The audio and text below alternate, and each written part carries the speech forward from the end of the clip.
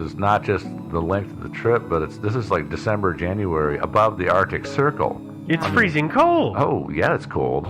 It's like, so, I mean, I've never even experienced these kind of temperatures myself. I don't want to. I don't want to either. No. I don't need that. Besides the 9 men, they also had 42 dogs, and they brought, just in case, 20 pounds of dynamite. Just in case.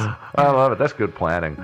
We might just need to blow his ass up. So let's just on the off chance we need to blow him up. I remember in the account, one of the ones that I read, it said that they had to warm the dynamite up. They had to put it inside their coats and warm it up to make it even kind of useful. And they got like one usable stick out of however many they had stuck in their jackets. Imagine that. Which just... Well, I mean, dynamite in that day and age, it's nitroglycerin in sawdust, essentially, is all it is. So, yeah, it freezes. Yeah. And, I personally would not be the one who would want to get the dude. Hey, Kowalski, stick this stick of dynamite in your armpit and hold it there for 5 minutes. And don't forget, this is a frozen stick of dynamite, so it's like sticking an ice cube inside your jacket. Yeah. I don't know. These guys were hardy fellows. Yep. So they succeed in throwing the dynamite into the cabin and blowing it up. So did they throw it into it or in the front of it? I was never clear on that. Yeah, I was never entirely clear either. It seemed to me like they either jimmied the door and threw it in or threw it in through the window, but they might have just like set it on the front porch. Yeah, because his window was probably open at this point. Yeah. It's such a balmy afternoon. Yeah. Yeah, I could never tell. Because I'm thinking that a stick of dynamite, because we're going to get into what happens, but a stick of dynamite in an enclosed space like that is a pretty concussive blast. Yeah, that's a good point. So it might be that it might be that they just set it at the front door and it just blew the crap out of it. It just blew the crap out of the whole cabin. A little knock-knock. Yeah, I know. Worst knock-knock joke ever. Yeah. That reminds me of a joke. Nope. Just kidding. But it turns out that he was even more paranoid than he thought because he had dug like a foxhole in the middle of his living room. Oh my gosh. I guess, or living room or bedroom or kitchen. I guess it was all the same. All of it? Yeah. So he dug himself a foxhole. So he was uninjured. After they blew the crap out of the cabin, they started approaching it, and he opened fire again. And another firefight took place. This time, no casualties. So eventually the posse decides, well, you know what? It's really cold out here. So they 15 hours. Yeah, so they left and they went back to Aklavik again. And they came back on January 14th, 1932. This time they had an even bigger posse. And this posse just keeps growing and growing. And this, by the way, did I mention that this was the biggest manhunt in Canadian history?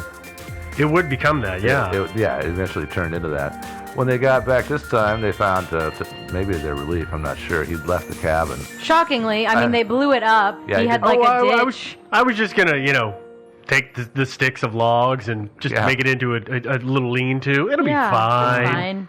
They're definitely I've got a hole back. in the ground, so I'm safe. They haven't proven that they're going to come back over and over again. No. No. Very good point. Yeah, I think it's a pretty fair bet. You shoot a cop, they're probably going to keep coming until they get you. Yeah. Yeah. They found when they returned with that big, huge posse that he had left the cabin. So they started tracking him, and they found, by the way, along the way that he had left a couple of caches of food along his trail. He seemed to be really well prepared for all of this stuff. So the route that he used to escape, he was hiding food along that route? Yeah, they found, check out this map. They found food caches in these two spots here. Hold that up to the microphone, would you? Yeah, so as you guys can clearly see. Wow. Because, I mean, I looked at some of the maps of his trek, and by the way, anybody who hasn't at this point, you need to stop and take a look at this region. This is, we've already talked about this a little bit, but it is barren and not a place you want to go to have a vacation. It is not hospitable. Yeah, it's probably one of those places that, you just freeze in the wintertime, and then summertime comes around and mosquitoes the size of robins come out and suck your blood out of your body. I'm sure it's just not a pleasant place to live. No, I don't think so. Yeah, but apparently, this guy was prepared for the apocalypse because again, he left those food stashes there. They followed him, and they tracked him, and they caught up with him on January 30th of 1932. There was another shootout, and this is when Constable Edgar Millen, who I mentioned before, was shot and killed. He got shot through the heart. So the posse... Too late. You give us... No? Sorry. Okay. I'm sorry. You can't set me up like that. The Mountie got shot. Come on. So anyway, the posse retreated again, and they decided to start recruiting more people. So they got more. They especially wanted to get natives since they're very familiar with the area. So they got. Well, and they recruited people from 2 different tribes, right? Yeah, exactly. Or I don't know if tribes is the right. But yeah, but they did. 2 different groups. Yeah. And also, it was just a militia at this point, right? Practically. That's what they referred to it as, I think. Yeah. The local militia just coming out. And coming out to go after this Albert Johnson fella. Yeah, not his real name. So it looked like from his tracks that he was headed west to the Yukon territories. So one of the first things the Mounties did is they blocked the passes over the Richardson Mountains, which lay between Albert Johnson and the Yukon. So there were 2 passes there. And which way is that mean he's going? He's going west He's at going that point? west. He's heading west. Going west. Okay, Yeah. so he's heading west. Yeah. So he's headed west, kind of southwest, actually. into Alaska, kind of. And towards Alaska, Yeah. into the Yukon. And then if he kept going at the rate that he was going, he would have reached Alaska in about another 2 days. Yeah. The guy traveled fast. He covered a lot of ground. He really did haul butt. That's amazing. Yeah, especially with snowshoes. Although he figured out a way to not use his snowshoes, but I'll talk about that in a minute. So he's heading for the Yukon. They blocked the passes. So in order to get around that, Johnson just climbs over a 7,000-foot mountain. Just no big deal. Yeah, no big deal. No special gear, and it's January above the Arctic Circle, and you're at 7,000 feet of altitude. That's cannot amazing. believe how Amazing. tough this guy Everything was. aside of what Johnson did, He was tough. He was a badass. Super tough dude. You know, he and I recently had read about this. Is he makes me think of there's what do they call him, the Utah killer, the Utah Mountain Man. Have you heard of this guy? No. His name is Troy James Knapp, and he avoided the authorities for 6 years. Living off the land in Utah. I mean, he would break into cabins and steal food and booze and stuff, but he just was like, nope. And there was that kid in Washington just like a couple of years ago, Washington State. Do you guys remember this? No. I can't remember what they called him. The Barefoot Bandit, maybe. Mm-hmm. And he was like stealing people's planes and stuff. And like it took him like 3 or 4 years to find him, and he was just like living up in the forests in Washington. Just chilling out in the woods. Yeah, and he was hanging like out. 18 or 19 at the oldest, I think. So yeah, I think there are some people like this in history That takes quite the constitution. Yeah. Yeah, it really does. I mean, I've But heard. none of them have climbed over a 7,000-foot mountain. No. Well, I'm assuming he didn't climb 7,000 feet. He just went over a mountain that was 7,000 feet tall. Yeah, he might not have actually summited the mountain. He probably climbed a couple thousand feet, but still, that's a couple thousand feet. In the middle of winter. In the middle of winter, yeah. And I don't know if you've noticed this in the wintertime or not, but when you're sort of up in the mountains and stuff, and you head on an uphill road, you'll start. I remember this up at Mount St. Helens some years back. We went caving at night with some friends. Don't ask me why. So the road was gated, so we had to park our cars and start hiking up this road. So where we parked our cars, the snow was about 2 inches deep, and there was a gentle rise in the road. By the time we got to our objective, which was maybe a mile up the road, the snow was a foot deep. Mm-hmm. It progressively gets and we're not talking exponential. a huge change in altitude here. Yeah. So yeah, I can't imagine how deep the snow must have been up in that mountainside. Well, so anyway, to reiterate, he was badass. He was like the 1930s equivalent of the honey badger. Because they didn't have honey badgers in 1932. I think they did. In the Yukon Territory. Not in the Yukon. Well, definitely not in the Yukon. Yeah, okay. Well, anyway, back to our tale. The Mounties hired a pilot named Wap May, and I don't know why he was called Wap. That was a nickname, obviously. That he had hippies for parents. No, it was a nickname. Yeah, it was a nickname. It was W.P. May, I think. Yeah. Were his initials. Yeah.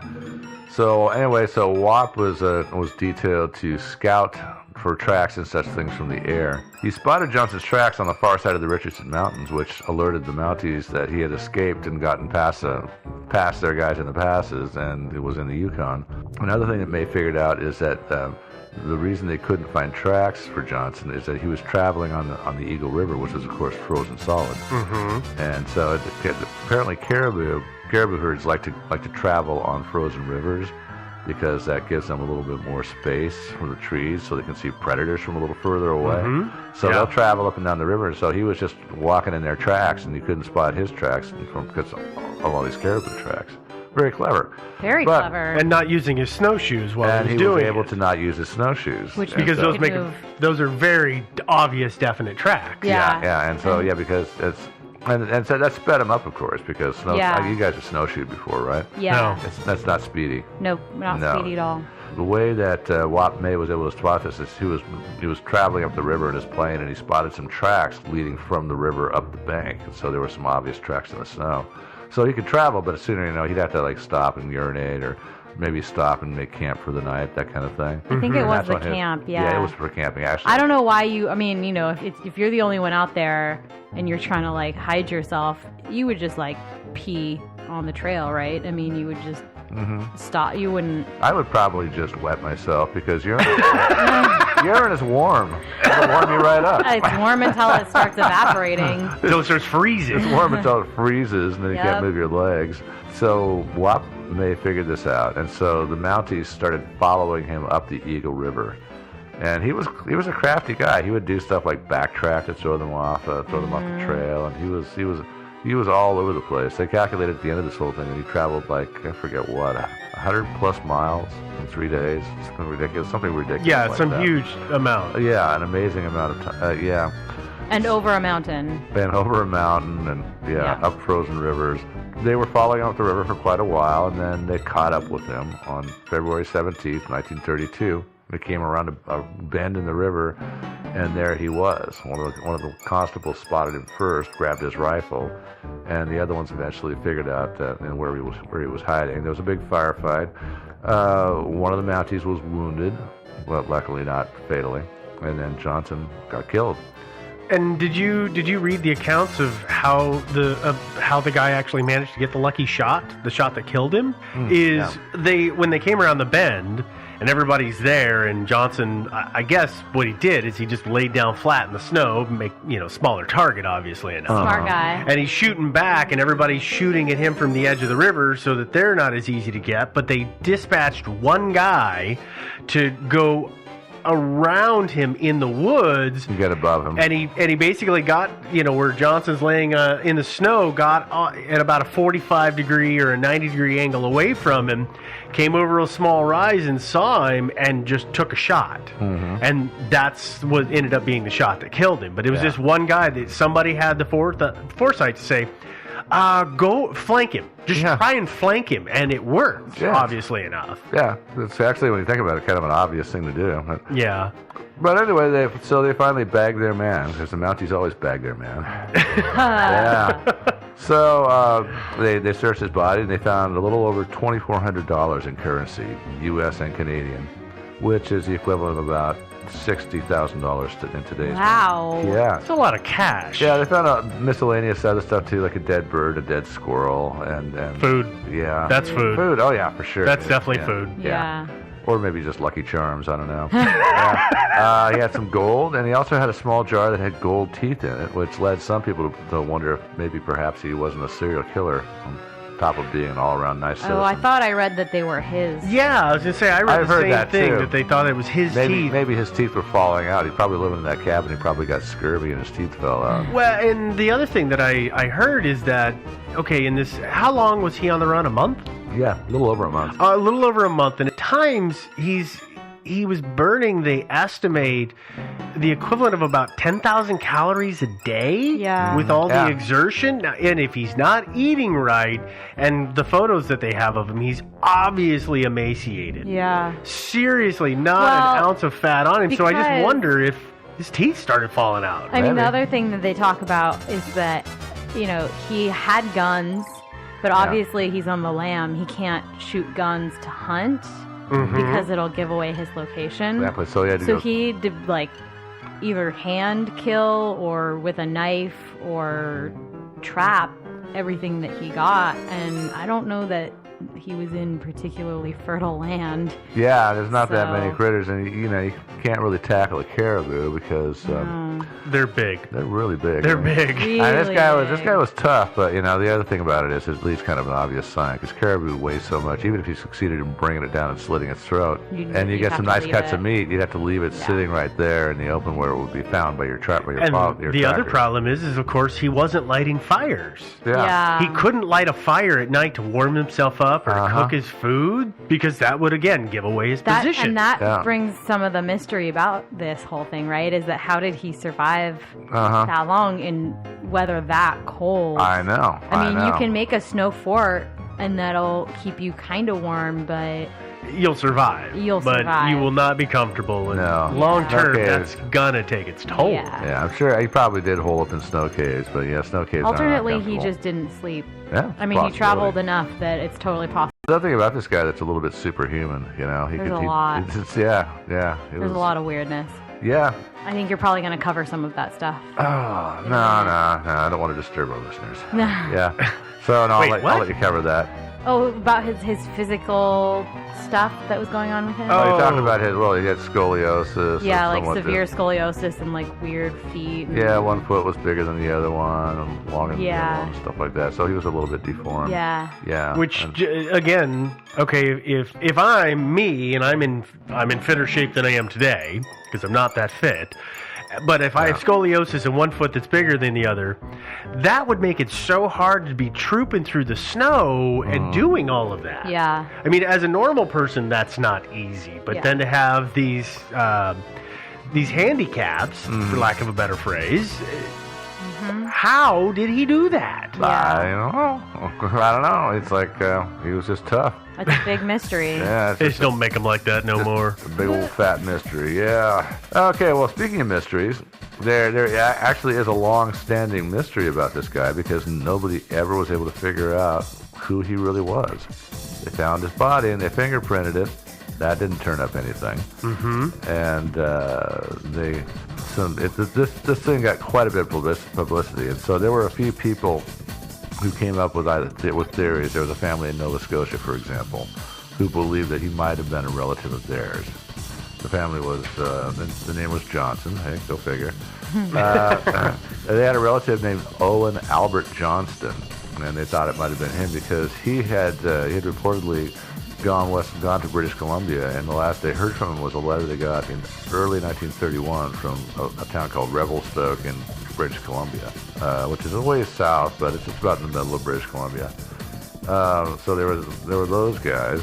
An author named Richard North came up with a theory saying that Albert Johnson and another guy named Arthur Nelson and yet another guy named John Johnson were all one and the same. So, Aliases then. Yeah, aliases, yeah. He said, so Arthur Nelson apparently traveled from lower BC up into the Yukon in 1927 and 1931. He owned similar guns, a Savage M99 30 caliber lever-action rifle, and also a 22. Although those were really common guns, so I don't know that really means that much. But so he had similar guns.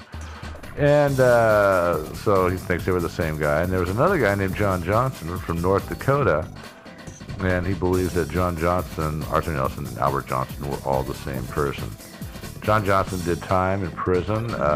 San Quentin and Folsom, right? Yeah, luxurious places. Folsom, especially, I hear, is just a really, really wonderful place. Yeah. Yeah. Well, Johnny Cash liked it. Yeah. So this author, Richard North, traced John Johnson's, or some people call him Johnny Johnson, traced him back to Norway. He was born Johan Conrad Johnson in 1898 in northern Norway, also north of the Arctic Circle, which would explain why he's so easily able to hardy. Yeah, and able to deal with this kind of stuff. So that was a long-standing theory, and that was a nice theory. But did I mention? No, I know I didn't. But in 2007, they exhumed Albert Johnson's corpse, and did some DNA It was testing. the Discovery Channel, right? Yeah, they were sponsored by I think they paid for the whole thing. And so they dug him up and everything, did a bunch of lab tests and DNA and all that stuff. If anybody has the time, for any of our listeners, this is available on the internet to watch, and it's about a 50-minute video. And it gives a reenactment of the whole chase and all of that. It's very dramatic. Oh, and he took a shot. But what's really interesting is how hard it was to dig him up. Yeah. Like, this guy was so hard to catch and kill. And after he died and they buried him, they went to dig him back up. He was so hard to dig up. It was like he was